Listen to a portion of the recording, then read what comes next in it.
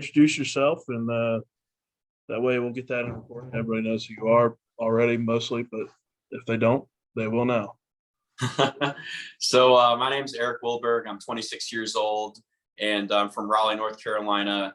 Been training with various levels of intensity and actual effort since I was 13, and started off with some preseason football workouts and stuff like most people do. Eventually kept doing it when I was in college, started competing a little bit into college. And I guess I did my first competition when I was 19, but I didn't really start seriously competing until I was 20 and 21. So and since then I've just been going basically balls to the wall with it. So it's been about the last 6 years or so. And basically just working on improving my standings within the 198 weight class. So I guess when was a point in time where you realized that you were going to be kind of breaking into those numbers, the top 10 realm? Honestly, I did it without realizing I was going to do it.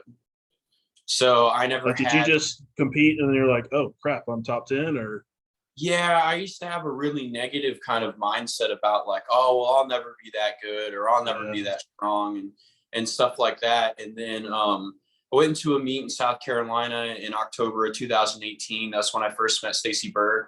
Okay. Shout out. Oh yeah. Anyways, so had a really good meet that day. I went 9 for 9. And what I was really trying to do was qualify for the Kern, because I was like, I'm like doing this meet in sleeves. Like it'd be pretty badass if I qualified for the Kern. The whole time I had been self-coaching, except for like, getting some tips from people here and there, like along the way, and like learning little things. But I was self-coaching and self-programming. So I finally realized like, oh wow, I did something crazy here. I was able to make it to the Kern.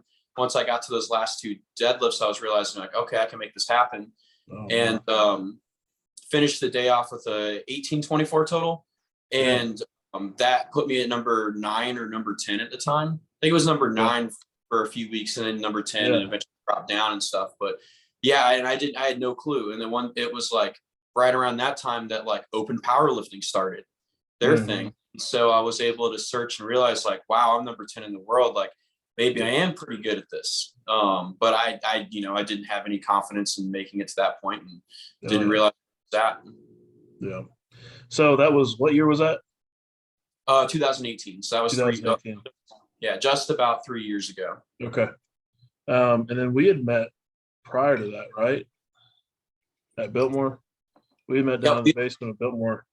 We had met that January, or it was like New Year's Eve day of 2017 going into 2018.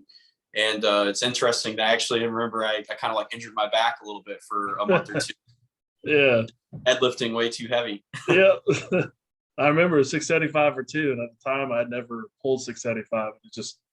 I'd seen weights like that move before, but it's pretty wild, because I'm sure you were weighing similar, but you seem significantly smaller than you do now.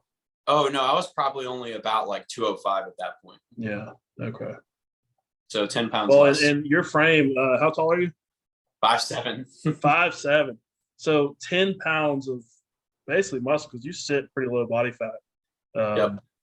10 pounds of muscle is a very significant difference. I mean, 10 pounds on me at 330 is, I feel it, but it's not that big of a significant difference. It's someone like at your stature, 10 pounds is gonna be huge. And then it translates to a lot on the bar for you. Yep. I guess I don't want to toot my horn here. We worked together on this meet. I did, obviously you handed over the reins quite a bit. I know initially when you came on, I'd really like help with my bench and my squat. I kind of got my deadlift down. And then over time, we kind of saw more deadlift technique work than you expected, I'm sure. I don't have the best deadlift, but I know I've struggled for years and years and years, and it's helped me kind of be able to break down the deadlift and work towards the best possible positioning for just about any body type. Because I was that outlier. I'm 6'2" with like a 5'11" wingspan. So my arms are short. I'm tall and I've got a large torso. And that just makes deadlifting suck. Yeah. Or at least figuring out deadlift sucked for a long time. I would say right now I'm in my best groove for deadlifts, and I will see a significant improvement over the next year or two. But enough about me. When did you decide, like, hey, I like Ian, I like what he's doing with his coaching, I see him a lot at meets, we jive good, because it was 2 weeks out from the hybrid meet that I ended up taking over.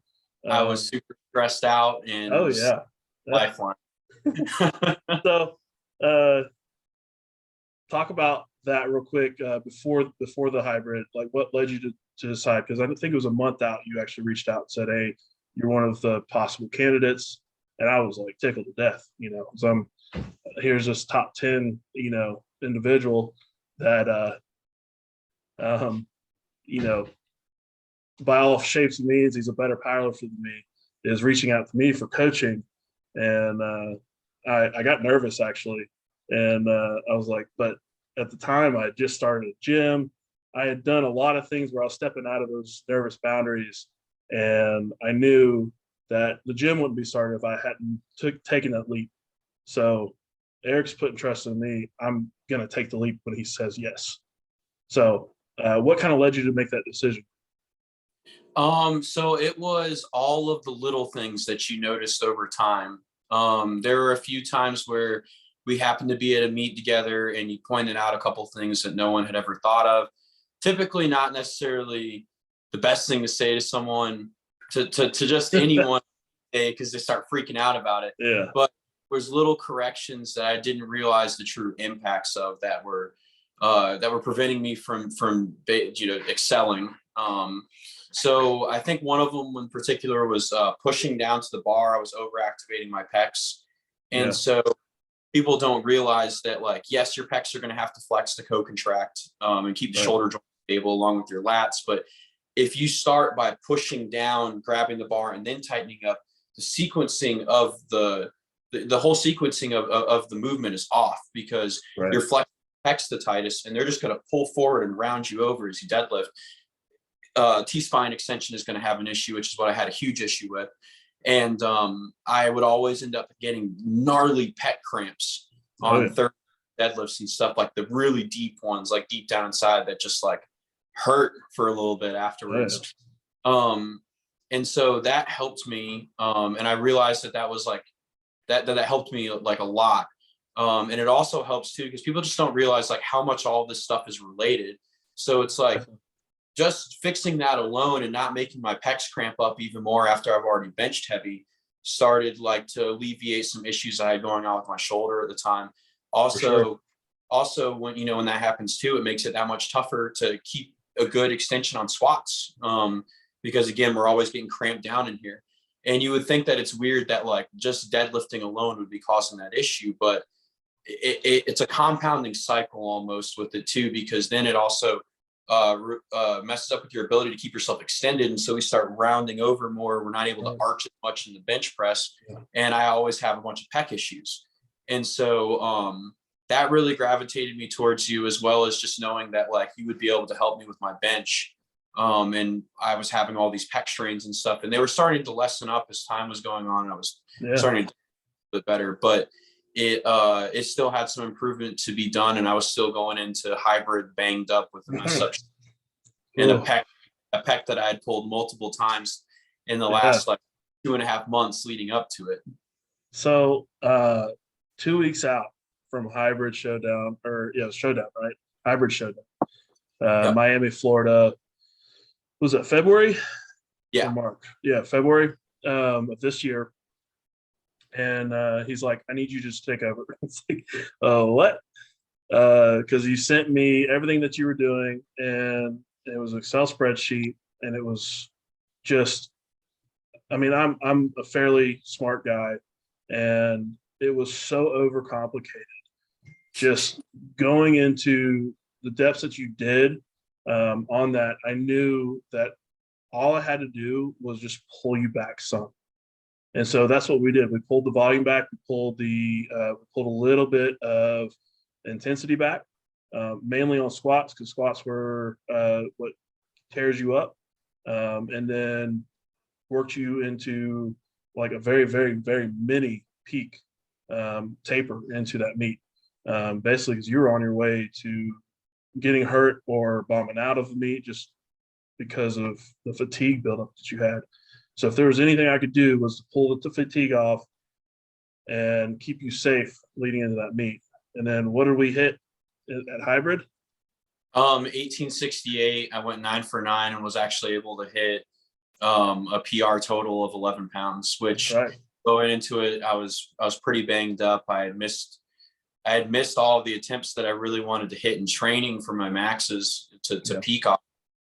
Both failing like my top squat and my top deadlift, and then also messing up my pec and stuff, and not being able to even get really up to 95% of a 1 rep max that I held for over a year at this point without having issues. So that was basically where we were at, but I was still able to salvage the day. Bench tips that Ian did give me to help get me ready for it definitely helped out a lot as well. I didn't have any issues pulling my pec or anything, or having I did still get a pec cramp on that side on deadlifts, but it was a PR deadlift for competition. So I mean, at that point, you were still maintaining a little bit of control on your deadlift, and we hadn't really truly broken it down. And I remember there was work on it. Yeah, we had no time. I remember there was a point where after the meet, we're getting into the volume base of training, just trying to build off of what you've done already and work towards a healthier version of yourself. And there was a point in time where you were about ready to give it up on deadlifts. And I think you came into town for the Trevor Jaffe seminar and Greg Penora seminar, and we had some one-on-one time, I guess, and it clicked that day, right? Like it was pretty much that day. It was leading up to that day. I know things were starting to click, and that day or shortly after is when I think he pretty much gave up full reins on deadlift for me to really push it. But what was it that we kind of went over on that day or leading up to that day that really helped you understand what I was trying to get across? It was so one other thing had happened actually earlier that week that played a huge role in it too, but obviously the form changes also had a big effect, but it's probably 50-50. I had actually sought out a really well-known sports physio in the area. And I had this issue with my hip flexors inhibiting my glutes and my glute. And that was making a huge issue with me because it was making me start firing through the hip flexors, and it was making my back try to extend. In the lumbar region, the muscles were trying to extend instead of my hips and my glutes. So we worked on that, but then the form as well, and trying to get, I think at that point I was trying to sit down a little bit too much. And so we were just on getting my shoulders over the bar and my hips as close to the bar as possible and getting a good slack pull. So that combined with some of the rehab exercises that I had to get my glutes firing evenly, where I was finally able to feel like I was starting to push the weight off of the floor instead of just pulling on it. That's right. And that's basically your technique prior to that was more just pull with just everything you can. Yeah. I mean, it did you pretty well. What, 761 or 762? We got to 766 with that. 766, yeah. So that's what you pulled at the hybrid, 766, and that was a PR, right? Yep, that was a 2.5 kilogram comp PR. So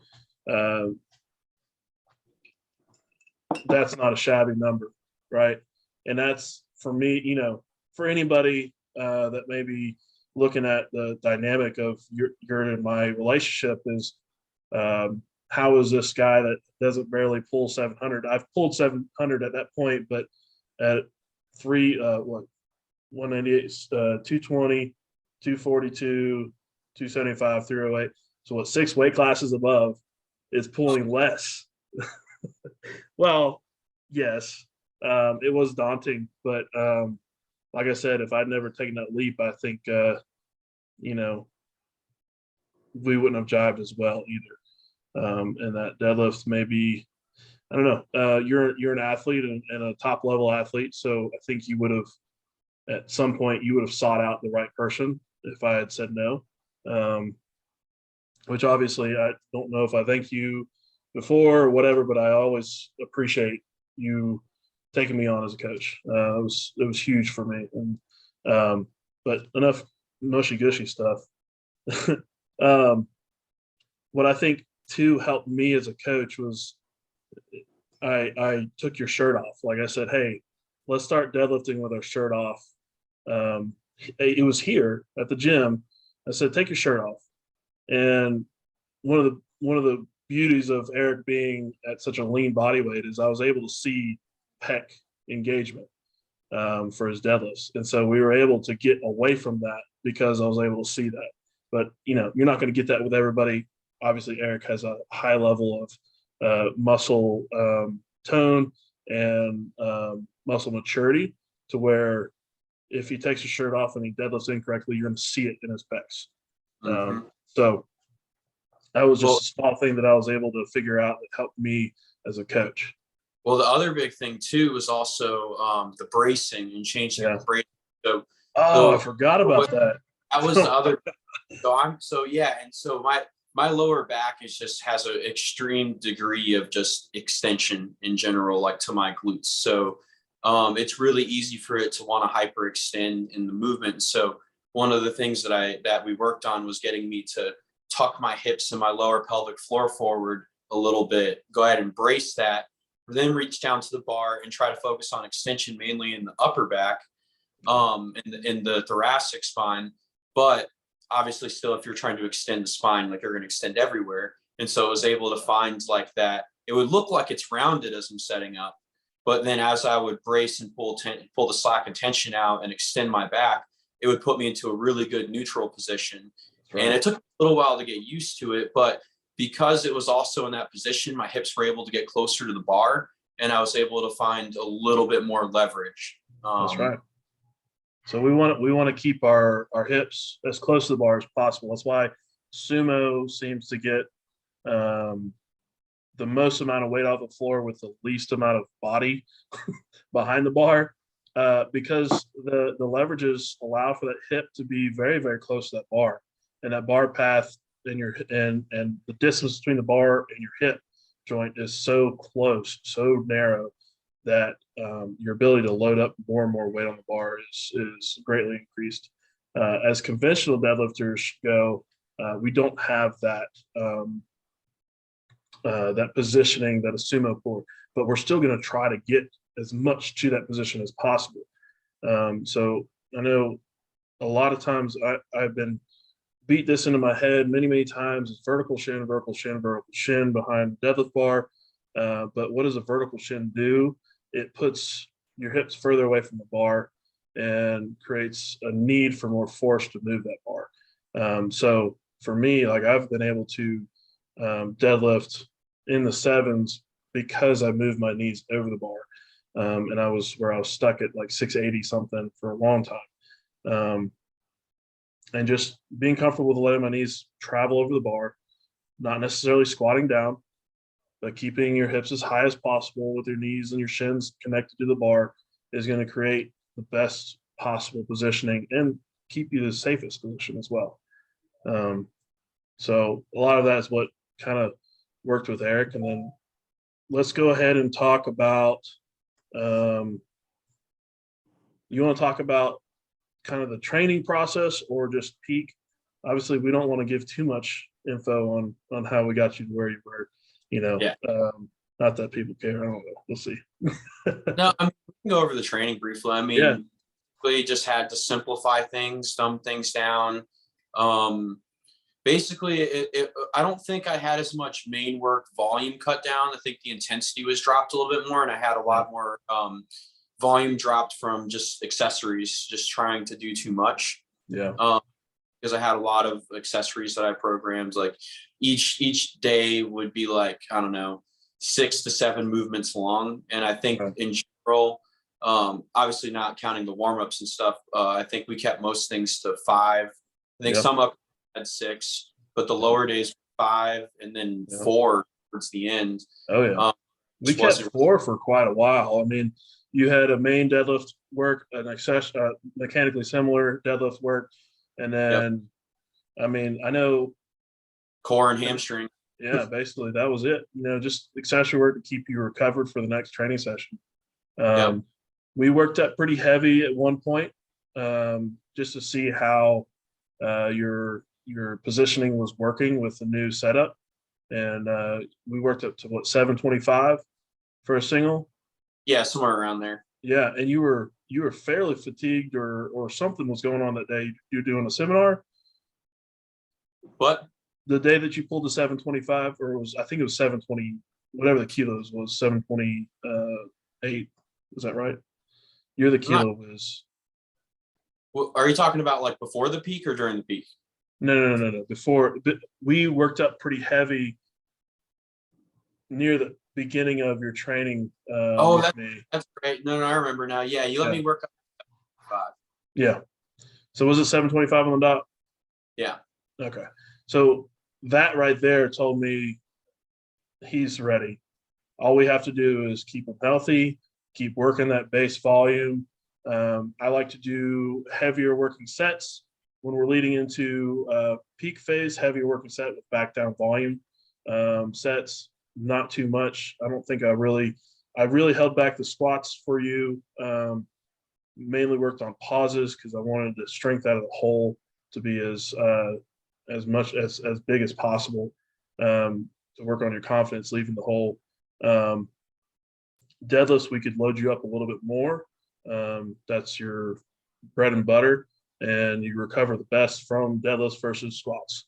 So squats pulled back a little bit. Deadlifts, we really pushed deadlifts, and you took a crack at 804 at the meet, but I think if we had looked at the attempts for the day and we weren't going for a total to keep you or to put you in the top 5, I think attempts moved around a little bit. Maybe 804 was possible, but 782 was beautiful. And, that was a true depiction of what you put into your training over the past 6 months to get to that point, to where 766 at hybrid was just god awful. I mean, I'm gonna tell you, it was RP 10. Yeah, it was 10 and a half. I mean, that was if someone had blown on that bar, it would have gone down. 766 at same body weight or similar. Actually, you weighted less. You weighed 196 this meet. That's just weight manipulation. To 782, and it looked like RPE 9 all day long. We could have gone in the 790s for that third attempt for sure. Yeah, I feel very confident in at least 790 on the day. But I'm happy. Like I've said before, if I'm going into the 790s, I better put 800 on the bar. I don't want any attempts in the 790s, especially since you can't hit 800 on the dot. Right. Yeah. 799 is the most you can pick because of the kilos. And I know that's a frustration. It was frustration early on when I started powerlifting, because I got to 800 squat pretty quick in reps. But I know there was a time where it was like, I can't choose 800 on the dot. And so I had to go 804, and I missed it a couple of times. And I also was not a well-prepared athlete. I wasn't coached. I'd only been coaching myself, and probably wearing myself down too much, kind of like similar to you. Let's talk about peak a little bit. Maybe I can go over kind of what I like to do, and then maybe we can both talk about how your peak changed because of COVID. Yeah. So I actually derived my peak from the fifth set methodology by Swede Burns. It's something that I've had many sit downs with him. We've talked several times, and I've sent him my style of coaching a long time ago when I first started really coaching. It's kind of progressed from there, but I really truly believe in that, and I follow the peak almost to a T. So like you hear here, I stole it from Swede, whatever, it works. Um, there are little things that I do change that are kind of more my style. I kind of keep that going into it, but the basics of the peak is the same. Um, but Eric presented me with a problem. Eric got COVID, and while he wasn't put under 6 feet under, or really under that bad, because you tried what 771 in your, was it your garage or is it just your back porch? Back porch in an apartment, first floor. I get a text saying you went up to like 722, I think, and you're like, all right, I'm going for it or something like that. And it's like, what are you doing? And next thing you know, I get a video that says, well, I didn't get it. It was 771. I was like, why are you doing this right now? You just got COVID. Like, stop. So what happened was on Sunday, we maxed on bench. We started my week a day early so I could come visit. I just couldn't fit into my schedule any other way. So 200 kilos that day. Yeah, so I had coached the entire day before at a meet in Charlotte, drove up the next day after staying with one of my friends, and then we maxed on bench that afternoon. The next morning we met up for squats and maxed on squats, and I was feeling tired. I figured just because fatigue and traveling, not sleeping in my bed, stuff like that. And then Tuesday I was feeling pretty fatigued too. That squat didn't really even go that well. I mean, it was an ugly grinder. Yeah, I mean, it wasn't your best squat. It was okay. I was pleased with the number on the bar because it really did set us up to attempt a 680 or high 670s, 680 squat, which we were going for a total. We weren't going for a squat. So 661 set us up for that based off of my style of peaking. There's anywhere from a 2 to 5%, 5% being the absolute best divergence over what you hit in training. And that's just due to fatigue manipulation and tapering, just drawing that fatigue off your body, allowing yourself to recover and working towards being the best you on meet day. So you left right after squats. Drove home a little bit. A day or two later, you yeah. So I was everything was normal. I just felt really exhausted that Tuesday morning. I figured again, all this travel, I just hit 2 max lifts in a row. It was like a 9.5 RPE squat. Oh, yeah, for sure. So I figured, okay, I should probably be feeling like I got hit by a truck. But I didn't feel bad at all. And then that afternoon, very quickly, within like an hour or two, went from feeling just the same to having a whole bunch of bad symptoms, and fever was up in the 102s that night. And yeah, just had a gnarly couple days, but by the time, and then, I got tested and everything obviously was positive. But a few days later, like Friday, Saturday, I started feeling much, much better, significantly better. And so I was like, I had the option to be able to go and grab some of my my equipment from the gym before it were to get professionally sanitized and stuff, because a few people had gotten sick that week. So I went in, I like double masked myself up, like legit. Because that works. I was trying not to get anyone sick, right? Grabbed stuff. I was able to borrow a deadlift bar from one of my friends, Texas deadlift bar, for my friend Aaron. Thanks, Aaron. And thanks, Aaron. I just bought some kilo plates a few weeks before, so I had enough kilo plates plus a 45 to where I could get where I needed to be. I think I had like 600 something pounds in kilos now. So I brought them home, And I didn't do anything that day, that Saturday, because I was already pretty fatigued from just carrying all the weights around and stuff. Plus, most of it I was doing like in and out of my building. I was like double masked up and stuff. Like I was trying to do the right thing, and took all my stuff in the back, got it all set up, and then the next day I tried to max out, and I think it was 77 that I went for on the first one, and got it. It didn't move bad at all. Well, yeah. It looks like an 8.5, but you could see I kind of had like the slight shakes to it a little bit, where you can just tell like central nervous system is not adequately kind of prepared. And I only got like 771, like maybe an inch off the ground, before I realized that I was not in the position to move, and dropped it before I hurt myself. Yeah. Now let's preface this a little bit. I guess it's not preface anymore since it's after the fact, but Eric is very familiar with his body. Eric is very familiar with coaching. And there was a small power struggle there for a while in our training where you would do stuff you always told me, but there would be things that you would do outside of programming. And I'm very open to changes. And I think that's one thing that helps set up a coach to be a good coach is understanding that what you put out in a program is set up in a degree below what a perfect day would be. So say if perfect day is on a 100% scale, then you're setting up your programming at like 85-90% of that perfect day.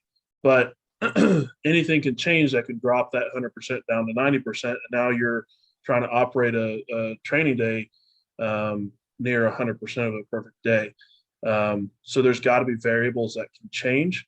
And as a coach, if you're not willing or able to change those variables, you're going to end up either losing clients, you're going to end up putting a client in a position that they aren't comfortable working with you. Now, most clients, most of the time, like a very high percentage of the time, most clients will follow to the T what you put out.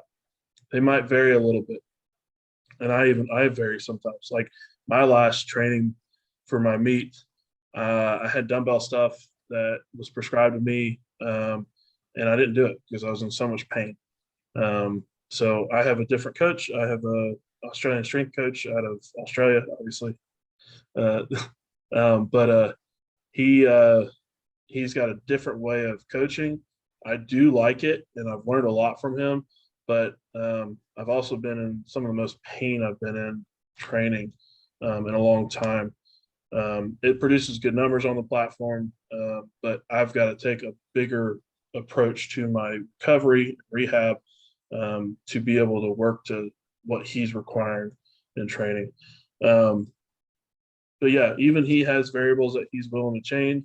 I have variables. I'm sure, Eric, you have variables that you're willing to change with your clients. And it's all, we can also be mindful too that like when I did stuff, it was the last week of the block, where next week, following week was a deload.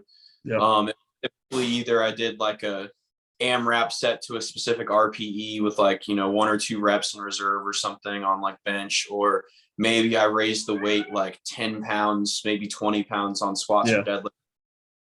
For someone of that lifts as heavy as I do, though, that's only like 1 to 3% change. It's very small percentage. So it was never really too far off program. It just felt like, hey, I can do a little bit more. We're resting next week. I wasn't completely changing it up and not doing what he told me. So because he'd fire me if I did that. So I didn't want to get fired. I like my job. I probably would have fired you, man. Now, if you I don't know. There was a point where if the deadlift didn't click, I was just going to resort to old Eric deadlift and try to push everything else more. But I'm very happy that it did. Very happy, especially with how 782 looked. And then I mean, we're well on our way to 800 plus for sure. Maybe in a different weight class. So, that's okay. Yeah, next fall or winter 220. I'll take 800. Yeah. I mean, what do they say? If your boyfriend's under 200 pounds, you got a girlfriend? Well, hey, I walked 100 pounds. Yeah, you're only sub 200 like a few hours, A couple hours. a couple Yeah. hours every year. So Yeah. I'm just messing with you. I'm excited to see what you're going to do in the future. Um, let's see, we went over peak pretty good. We Oh took no, we did. we switched meets because at that point, Yeah, like by the time I was able to get into a gym again, I was like 2 weeks out in a day or something. So we switched meets 3 weeks ahead of time. So I had 5 weeks to prepare. The first week, like kind of like a like a deload week. Like I went above his numbers a little bit. Just he programmed them really low in case I was feeling really sick and weak. But yeah.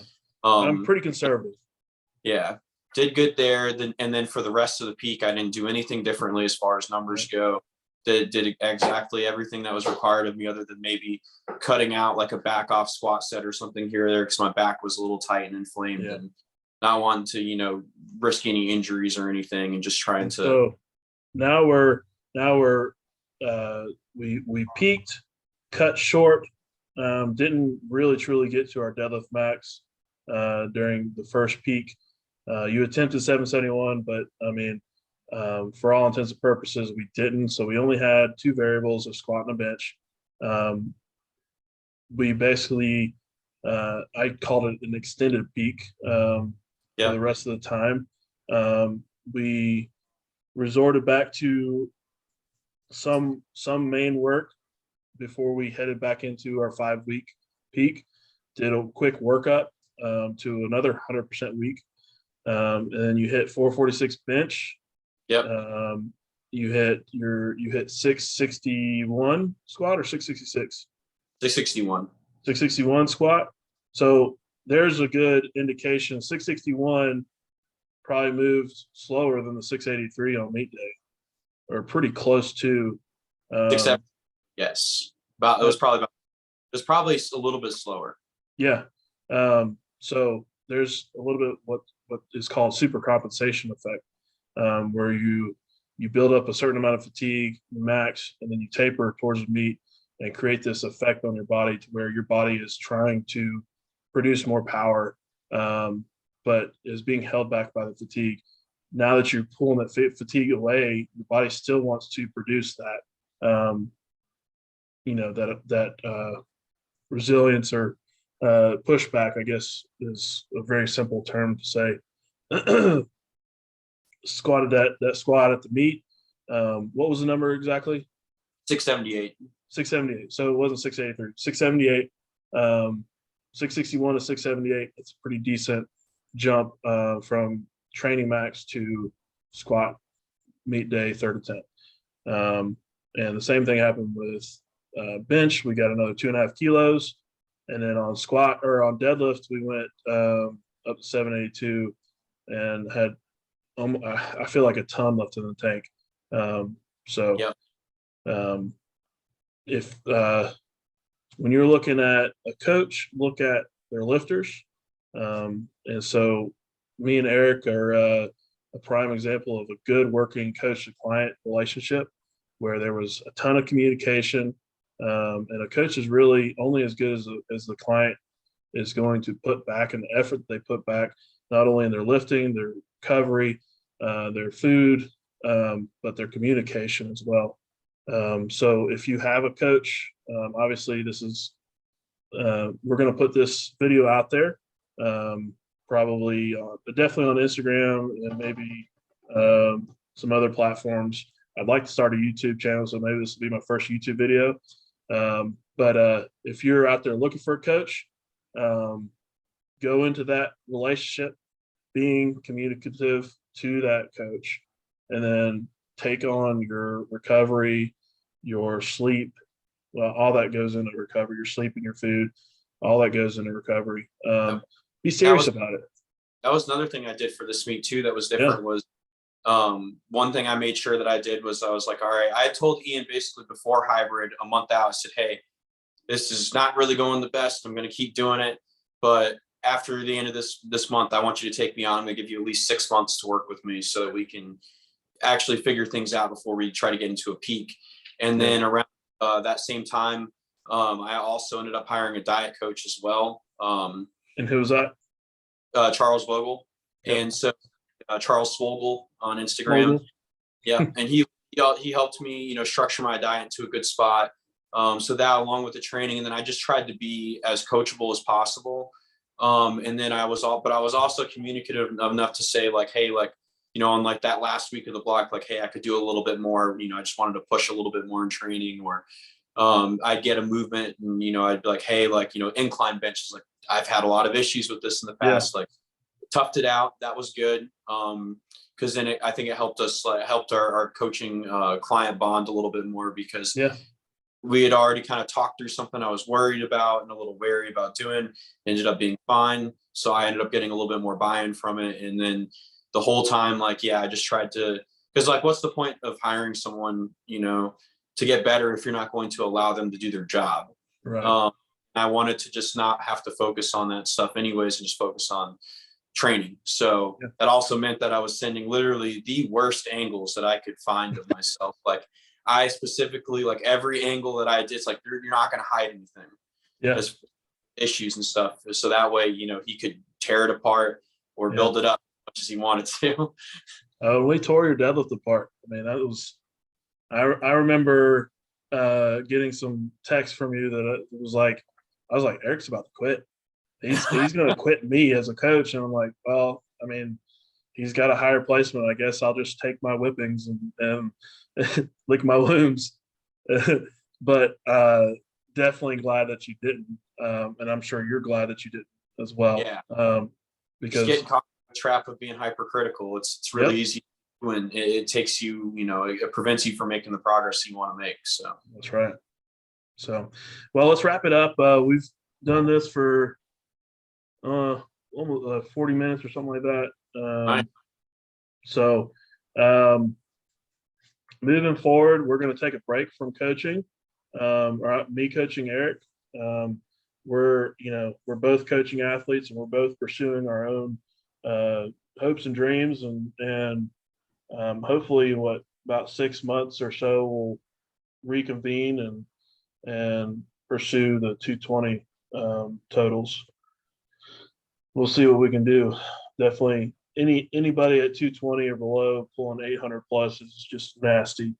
I mean, honestly, from my point of view, anybody pulling 800 plus is nasty. But hopefully someday we'll be visiting 800 at the same time, or we'll be able to pull 800 in the same meet at some point, because that's my next goal. Yeah. So like I said, man, I appreciate you taking me on as a coach, trusting me. I think that's the biggest thing for anybody is you're going to get the most out of your coach if you trust them and you follow what they say and you communicate.